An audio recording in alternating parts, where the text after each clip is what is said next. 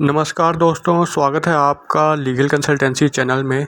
दोस्तों, आज हम बात करेंगे पॉक्सो एक्ट के सेक्शन 4 और 6 के बेल के प्रोविज़न्स के बारे में।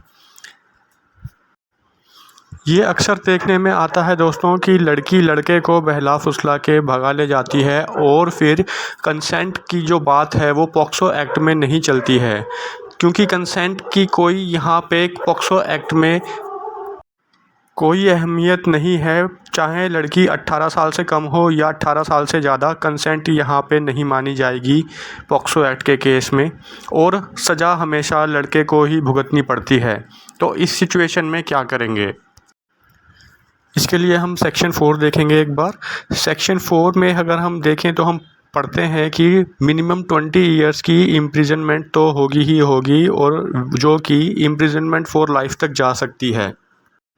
इसी तरीके से सेक्शन 6 अगर हम पढ़ें तो हम देखते हैं कि minimum 20 years with राइगरस imprisonment and which can be extended for imprisonment for life.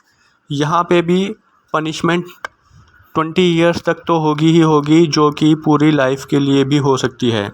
तो इस सिचुएशन में बेल कैसे अप्लाई करेंगे वो हम जानते हैं। चाहे मर्डर केस हो या पॉक्सो का केस हो, एंटिसिपेटरी बेल हम ले सकते हैं, बशर्ते कि हमारे पास में सॉलिड ग्राउंड है और हमारे पास में पुख्ता सबूत हैं जिनको हम अच्छे से कोर्ट में पेश करें, और अपनी रेमेडी वो सेशन कोर्ट से लेके हाई कोर्ट और सुप्रीम कोर्ट तक पूरी एक्सरसाइज करें, हमें बेल ज़रूर मिलेगी।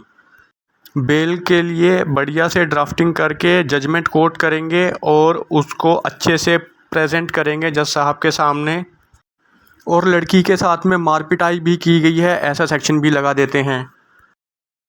कई बार सेक्शन लगा होता है कि लड़की को भाग के ले गया, तो लड़की को भगाने वाला सेक्शन भी लगाया जाता है। और 4 और 6 सेक्शन जब लग जाता है तो सच में दोस्तों बड़ा मुश्किल हो जाता है बेल लेना। लेकिन ये बेल लेना 2019 के अमेंडमेंट के बाद में और भी ज़्यादा टफ हो गया है, क्योंकि सज़ाओं को और भी ज़्यादा कठोर बना दिया गया है अमेंडमेंट के बाद में।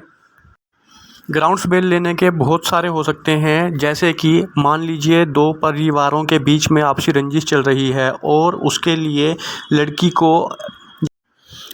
को यूज़ करा जाता है और एफआईआर दर्ज करा दी जाती है।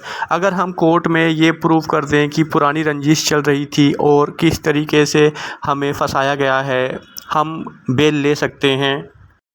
इसी तरीके से बात जब आती है मेडिकल एग्ज़ामिनेशन की, तो बहुत सारे केसों में लड़की अपना मेडिकल एग्ज़ामिनेशन नहीं कराती हैं, वो भी एक ग्राउंड है हमारे लिए बेल लेने का।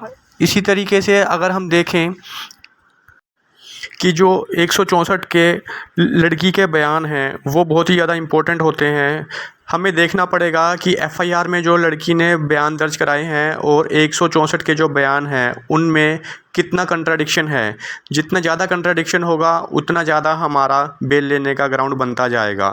तो ये सब बातें हमें अच्छे से गौर करनी पड़ती हैं बेल ड्राफ्ट करते टाइम।